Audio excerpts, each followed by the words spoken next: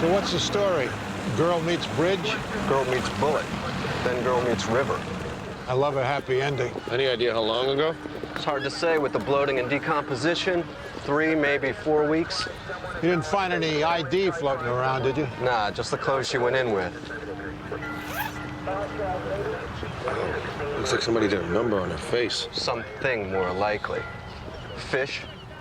They go for the eyes first. Karen started with the office's upstate division 5 years ago as a paralegal in Mr. Conroy's bureau. When did she get the bump up to investigator? I signed off on a promotion only 6 months ago, which is what makes what happened such a waste. Karen was something of a project in the bureau. Project? Well, it was obvious from the beginning that she had a real feel for the work. It all came naturally to her. Karen just lacked some of the formal training and education she needed to move forward. Eventually, it all came together. You have any working theories? Had, till her body turned up in Manhattan. We have a witness that puts her in the Albany train station at 9:30 that night. And confirms her brother's story that she was taking the 645 from Manhattan. Timing worked. It looks like Conroy was right on from what I'm seeing. There's nothing life or death in these case files. Hey, when did Conroy say Karen got her first field assignment to the big city? A couple months back. And her brother thought she was still getting her bearings around town? Right.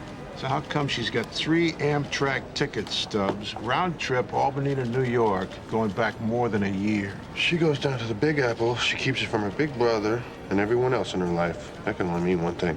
A special friend? Mm-hmm. Karen had no time for boyfriends. She was so busy with work. God knows we tried, but it was always one thing or another. Even if she had a boyfriend, she wouldn't have told me. The age difference, it was more like a father-daughter thing with us. Karen was seeing someone. Did she mention a name? She told you that? She didn't want people to know. We're people? Did she tell you who she was seeing? No. But he was married. Hotel restaurant charges from all over the city last 10 months. Busy girl. Up until a month before she disappeared. Right about the time Sis says the romance cooled. 1, 2, 3, 4, 5 visits to Caverna? You know it? Yeah, it's a quiet little place over on 21st and 10th. These gentlemen are with the police, Roberto. They'd like to see if you could help identify a photograph. Ah, ma certo, absolutely. Ah, sì, la signorina Hall. Used to come here with her gentleman friend, but not so much anymore. You wouldn't happen to remember this gentleman friend's name? Oh, sure. First rule of ristorante business, eh? Never forget the name. It's, Alfredo. No, Arturo. Alessandro. No. Alec. Si, Alec Conroy. Alec Conroy? I killed Karen Hall because I was having an affair with her, then stonewalled the investigation. It's absurd. Is there another explanation? Yes. The investigation into Karen's disappearance went nowhere because there was nowhere for it to go. It's as simple as that. Especially not with a cover story about a witness in Albany. The newsstand vendor told the troopers she was there. I relied on that. They don't see it that way. Really? Well, their activity reports say they do. Activity reports you supervised. I have the distinct feeling that somebody's about to read me my rights. Do you need your rights read, Mr. Conroy? Off the record? Okay. On the record, then. Karen and I had been involved. Past tense. I broke it off. End of story. I assume you can tell us where you were the night she disappeared. We already know it wasn't in Albany. I wouldn't have taken it on faith either. I was with someone else. Not your wife. My wife and I weren't together at the time. I had my own place.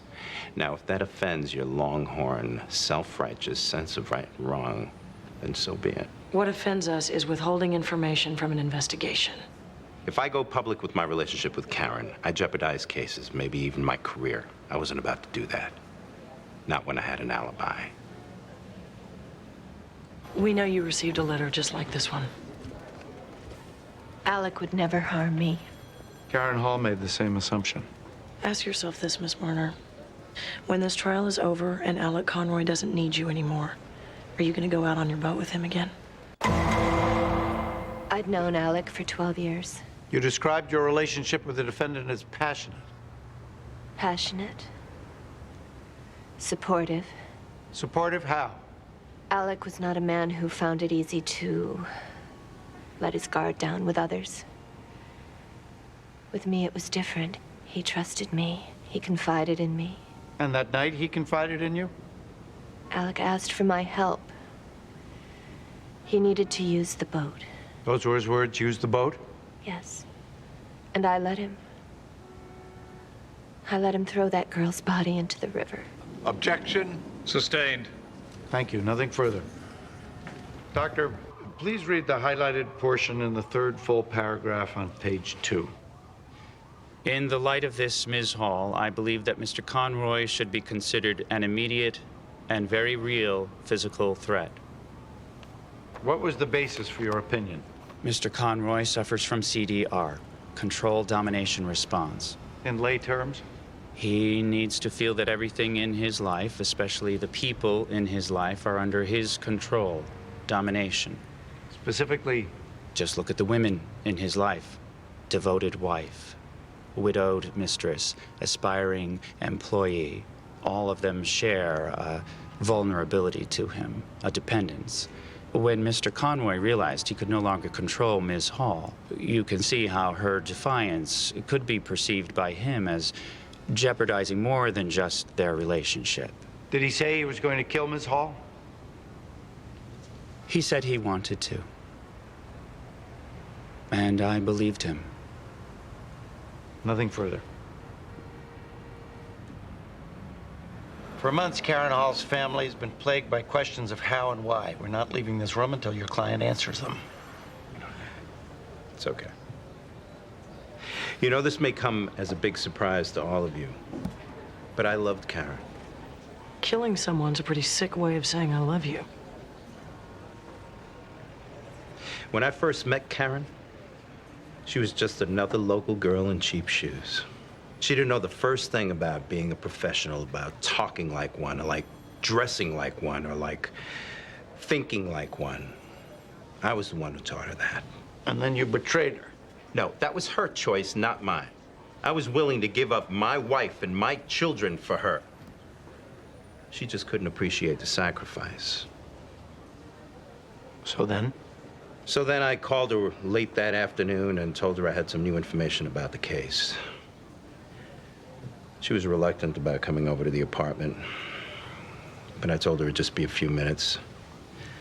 But I could tell in her voice she didn't want to come. But she did. Loyalty to the job, Miss Carmichael. I taught her that, too. Where'd you get the gun? Alice's, a few weeks before. What happened after Ms. Hall got there? At first, we talked about work. I wanted her to think everything was going to be okay. But then I brought up the relationship, and Karen said she was uncomfortable with the subject, that it was over. She started putting on her coat. I told her to sit down. She said I couldn't tell her what to do anymore. So I reached for her, and she pulled away. And she said that the thought of her being touched by me again made her sick. That's when she saw the gun. And she gave me this look, like she knew she'd gone too far. Why not just let her walk away? I couldn't. Karen should have known I could never do that.